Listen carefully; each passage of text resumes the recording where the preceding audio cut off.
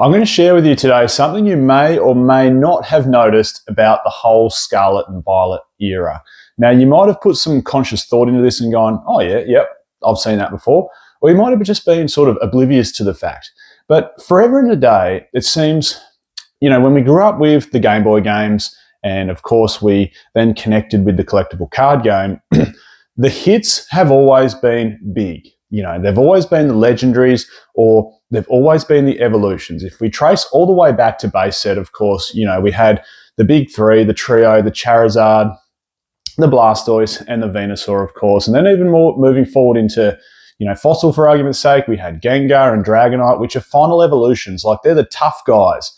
They bring the grunt to the table, don't they? And even moving forward to modern sets like Sword and Shield, when we look at our main chase cards, okay, they're all pretty much legendaries or final evolutions, whether it's, the Charizard alternate art from Brilliant Stars, the Gengar alt art from Fusion Strike being the final evolution of the Ghastly lineup, of course, Blaziken from Chilling Reign, Giratina, the Machamp, final evolution from Machop range, Umbreon, legendaries like Rayquaza. The list just goes on. But forever and a day, chase cards have been either final evolutions or legendaries, with some very, very rare examples. There has, of course, been times where chase cards, particularly trophy cards, have been, not legendaries, not final evolutions. Probably the best example of it when we're talking big dollars was during EX era, when we had, which set was it? Team Rocket Returns, wasn't it? When we had Mudkip, Trico, and Torchic, 3 Gold Star cards, which have extremely low PSA 10 pops.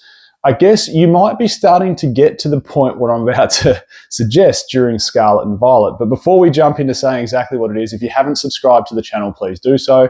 And if you want to become a channel member, that would be greatly appreciated. You can sign up from the home screen. It's nice and easy. And when you are a member, you get some cool little badges next to your name, and you can ask me any Pokemon investing related question via email. I have some great chats on there with people. So if you haven't picked up what I'm putting down yet, Scarlet and Violet era has changed things. We have a lot of chase cards now that are no longer final evolutions or legendaries. Yes, of course, they still exist in there, but it's actually really refreshing and really nice to see some starter Pokemon or some second stage Pokemon that are solid chase cards and command really good value. I think this brings a new element to the TCG, it brings a new element to the collecting side of it, and it brings a new element to the investing side of it. What it means essentially is when we've got all these illustration rares and special illustration rares that are, not final evolutions. Okay, a lot of the times the special illustration rares are final evolutions, but we have so many beautiful illustration rares that aren't. And in today's video, I've chosen my favorite 8, and there's actually heaps of them. But from an investing standpoint, like I was saying, I think this just adds an extra layer to the whole investing side. No longer do we have just 2 hits inside a set or 3 hits inside a set where it's like, you get the Giratina or the Aerodactyl from Lost Origin or it's bust. Or, you get the Lugia from Silver Tempest, the legendary, or it's bust. You pull the Charizard alt from Brilliant Stars. Maybe there's a couple of nice trainer galleries as well, or it's bust. It gives us this huge extra layer of depth that previously I'm not sure we've completely seen before. I mean, we've seen it in sets with trainer galleries, and we can see how well already they're performing.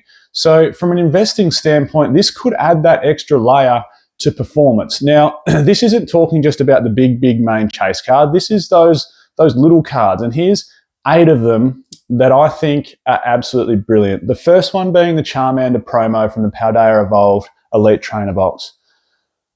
There we go. I said the 2 words in a row that people always bag me out about. Elite Trainer Box and Paldea Evolved. Must be the Australian accent. Someone will comment Paldea with a capital R at the end. Anyway, who cares? But the Charmander promo, here it is. It's currently only $2.71. Yes, I know you can pull it from every single Elite Trainer Box, but I don't know, some stage down the track, this card's got to be worth double that, doesn't it? Like at some stage when, we're talking 5 years down the track and it's the same sort of age as something like a Hidden Fates where, the Stained Glass Trio Bird promo from Hidden Fates was always chilling, higher than the price than this, of course, but, that seemed to have a little resurgence after stock started to dwindle off a little bit. So I feel like this Charmander promo could as well. And how good looking is the card? Charmander just with his nose up against the glass, taunting Pidgey out the front. Really wants to get hold of him, doesn't it? That's an absolute ripper. And then I've got 7 main set ones that I wanted to talk to you about as well. And the star of the show when it comes to Scarlet and Violet and illustration rares and being starter Pokemon is, of course, the Magikarp from Paldea Evolved. It's currently going for $117.34. The other thing you'll notice about all these cards now from the main sets is from 3 months ago or 6 months ago or 9 months ago, a lot of them are actually up in value and somewhat substantially, like 25%, 40%. I'm not going to go into the ins and outs like, oh, this card's gained 12% in the last 3 months. I'm just trying to make the point that this adds a whole extra layer to the collecting, investing side that we haven't actually seen in previous eras. And it's going to be interesting to see exactly how it plays out when it comes to box prices. When we get out of Scarlet and Violet and move to the new era, what's going to happen then when it comes to investing? Is this a little golden period that we don't know about yet? That we've got all these starter and second stage Pokemon that have chase cards inside there? But this Magikarp's beautiful, and I've said it 100 times. There's Gyarados chilling at the top, in case you haven't seen it. The third one I wanted to show is the Marill, also from Paldea Evolved. It's currently going for $10.78. One little nitpick that I've heard a lot about Scarlet and Violet, although I don't mind it, is we've moved away from this real, I suppose, when we talk about chase cards, we've moved away from this real angry or tough sort of aggressive artwork style in some circumstances to this really soft, Pokemon in almost like a cute environment. And it's like, yeah, well, look, it's essentially made for kids, isn't it? Like, it's a kid's collectible card game. Yes, adults, of course, play it as well, but is this card too cute? Are a lot of Scarlet and Violet cards too cute? I don't think. It certainly doesn't bother me. If it bothers you, I think you're thinking about the wrong thing. But anyway, Marill, it shouldn't bother you whether they're too cute or not, is an awesome one. Another one, here's a couple from 151. This set produced some absolute bangers. And the same thing, 151 could have gone down the route of just going bang, bang, bang, final evolutions, all SIRs, which they did, of course, for Charizard, Venusaur, and Blastoise. But, they could have used Dragonite. They could have used Gengar. They could have used, any number of final stage evolution Pokemon. But I really liked how they gave a lot of the starter Pokemon, like this Squirtle, for argument's sake, which is currently going for $28.81. They gave a lot of the starter Pokemon their second stage. And here's another example talking of second stage, Dragonair. They gave these cards illustration rares. And you know what? I think this actually just adds value to the sets long term. No longer are we just going, illustration rare Dragonite. We don't just get that boring common and uncommon Dratini, Dragonair, Squirtle, Wartortle. We're actually getting some time in the sun with the basic and second stage evolution Pokemon as illustration rares or even special illustration rares. Another one I wanted to show, and this is an absolute banger, the Temporal Forces Gastly, $24.20. We all know this card sort of got pumped up like crazy. Was it a buyout? Well, it seemed that way, wasn't it? Like, this card just got bought. Like, you can see the spike in the graph, and it's come back down to earth, probably rightly so, but it's still up. It's still up on where it was when this card sort of, 6 months ago or wherever it was. Gengar's in the photo. It's a good-looking card, and how cool is it, again, that they gave Gastly an illustration rare rather than Gengar. I think that's cool.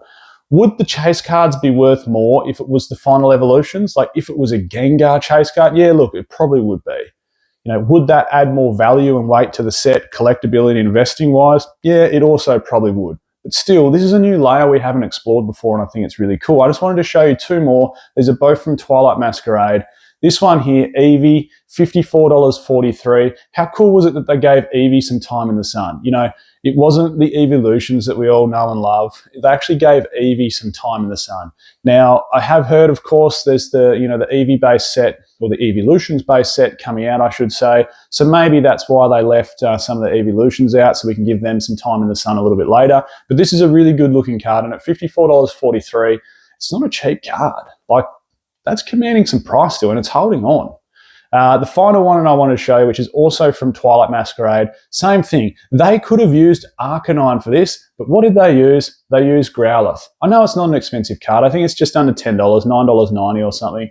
But how good looking a card is this? And again, they could have used Arcanine. They could have gave us a bigger hit, a final evolution hit, but they chose to use Growlithe.